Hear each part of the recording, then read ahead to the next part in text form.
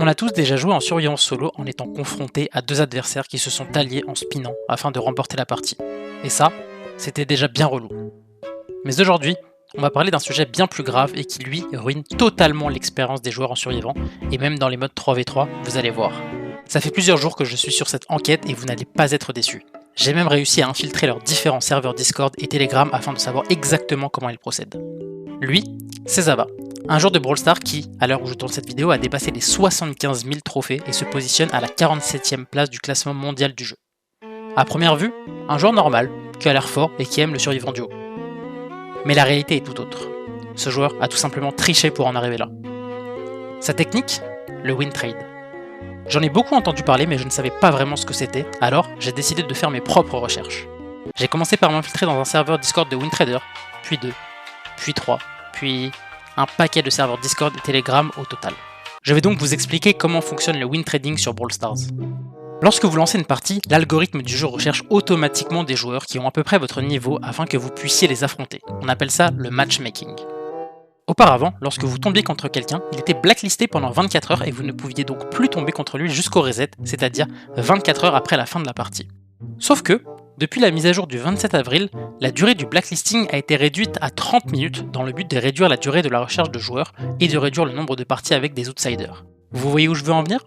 Certains joueurs ont abusé de cette réduction liée au matchmaking afin de faire grossir leur nombre de trophées. Concrètement, comment ça marche ? C'est très simple, ils ont des serveurs Discord ou Telegram où ils trouvent des partenaires avec qui s'allier pendant leur game. Ils vont se mettre en vocal et faire un décompte avant de lancer leur partie. Une fois dans la partie, ils vont se dire où ils sont positionnés sur la carte et tenter de se rejoindre le plus rapidement possible afin de rester en groupe, généralement entre 2 et 4 pour le survivant solo et à 2 équipes de 2 pour le survivant duo. Ensuite, ils n'ont qu'à aller chercher les ennemis et les éliminer un par un très facilement puisqu'ils sont en supériorité numérique. Rien de très compliqué. Vous vous dites probablement, mais au final, ils ne peuvent faire ça que toutes les 30 minutes.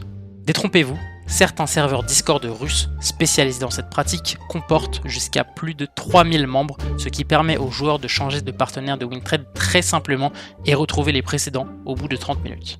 J'en profite pour vous demander de mettre un petit pouce bleu et de vous abonner à la chaîne si ce n'est pas encore fait, ça me soutient énormément.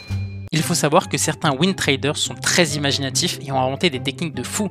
Je ne vais pas toutes les dévoiler ici, mais par exemple, avec un Cordelius et un tank, il est très facile de se retrouver en fin de partie sans aucun risque grâce au super de Cordelius qui est envoyé en boucle sur le tank. Je ne vous ai parlé que de la partie du win trading en survivant, mais sachez qu'il existe aussi en 3v3, notamment en Coupe Star où une équipe de WinTrader lance à 3 et un de leurs collègues lance tout seul pour espérer tomber en face et faire exprès de faire perdre sa propre équipe. Je me suis permis de citer Zava comme WinTrader car il ne s'en cache même plus et l'a maintenant assumé, mais sachez que des gros noms de la communauté Brawl Stars sont également impliqués. A l'heure actuelle, certains joueurs du top monde ont malheureusement utilisé cette technique et Brawl Stars commence à les bannir 31 jours petit à petit, comme vous pouvez le voir sur ces screens que j'ai récupérés sur un Discord russe. Petit fun fact, les WinTraders adorent s'insulter. En effet, ils convoitent tous la première place afin de gagner un maximum de trophées et ne sont pas toujours tendres lorsque les autres WinTraders ne leur laissent pas la première place. Alors, que pourrait faire Supercell pour contrer cette triche ?